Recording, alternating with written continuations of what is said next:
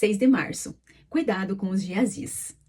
Esta definitivamente não era a ocasião de receber dinheiro e roupas, oliveiras e videiras, ovelhas, gados e servos. Por isso, você e seus descendentes sofrerão da lepra de Naamã para sempre. 2 Reis, capítulo 5, versículos 26 e 27. Antes de iniciar este devocional, eu convido você a ler com atenção o texto completo de 2 Reis, capítulo 5. Geazi andava com Eliseu, assim como Timóteo andava com Paulo. Ele via tudo que Eliseu fazia e tinha o potencial de ser seu sucessor, mas seu coração se deixou corromper pela ambição. Não demorou muito para que sua mentira fosse descoberta e o castigo aplicado. Quando o Senhor nos chama para cumprir o seu propósito, corremos o risco de encontrar alguns Geazis ao longo do caminho, pessoas não confiáveis, enganosas e interesseiras. Eliseu sabia que nenhum presente poderia comprar o milagre que só o Senhor era capaz de fazer. E assim também devemos agir. Durante nossa jornada com Deus, é possível que muitas propostas, oportunidades, títulos e privilégios nos sejam oferecidos. E se não tomarmos cuidado, correremos o risco de cair em ciladas que nos tiram do centro da vontade divina. A ambição errada nos transforma em pessoas espiritualmente insensíveis.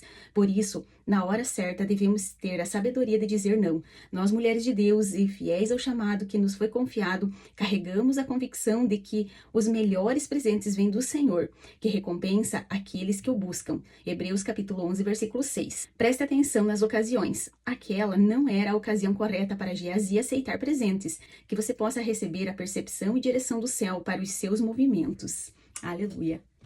Lucas capítulo 16. Jesus disse também aos seus discípulos: certo homem rico tinha um administrador. Um dia ele recebeu uma denúncia de que esse administrador estava desperdiçando os bens dele. Então, chamando-o, lhe disse: que é isso que eu ouço a seu respeito? Preste contas da sua administração, porque você não pode mais ser o meu administrador. O administrador, então, se pôs a pensar: que farei agora que estou sendo demitido pelo meu patrão? Trabalhar na terra não posso, de mendigar tenho vergonha. Já sei o que vou fazer para que, quando for demitido, as pessoas me recebam em suas casas. Tendo chamado cada um dos seus devedores do seu patrão, perguntou ao primeiro: quanto você deve ao meu patrão? Ele respondeu: 100 barris de azeite. Então o administrador disse: pegue a sua conta, sente-se depressa e escreva 50. Depois perguntou ao outro: e você, quanto deve? Ele respondeu: 100 sacos de trigo. O administrador lhe disse: pegue a sua conta e escreva 80. E o patrão elogiou o administrador infiel por sua esperteza, porque os filhos do mundo são mais espertos na sua própria geração do que os filhos da luz. E eu recomendo a vocês: usem a riqueza injusta para fazer amigos, para que quando a riqueza faltar, vocês sejam recebidos nos tabernáculos eternos. Quem é fiel no pouco também é fiel no muito, e quem é injusto no pouco também é injusto no muito. Portanto, se vocês não forem fiéis na aplicação da riqueza injusta, quem lhes confiará a verdadeira riqueza? Se vocês não são fiéis na aplicação do que é dos outros, quem lhes dará o que é de vocês? Nenhum servo pode servir a dois senhores, porque irá odiar um e amar o outro, ou irá se dedicar a um e desprezar o outro.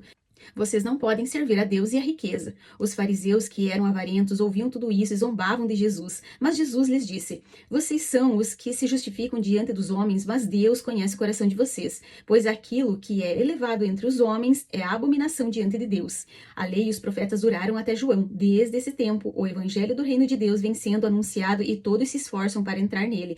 E é mais fácil passar o céu e a terra do que cair um tio sequer da lei.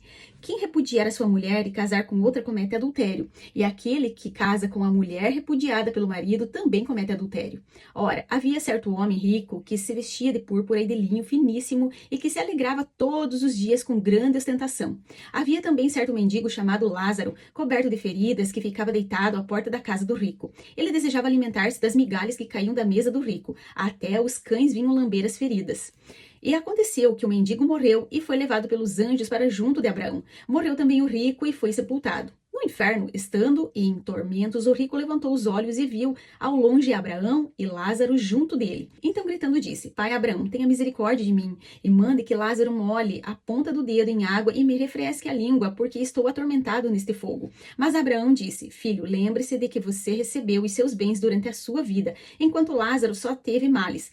Agora, porém, ele está consolado aqui, enquanto você está em tormentos. E, além de tudo, há um grande abismo entre nós e vocês, de modo que os que querem vierem passar aqui até vocês não podem nem os de lá passar para cá.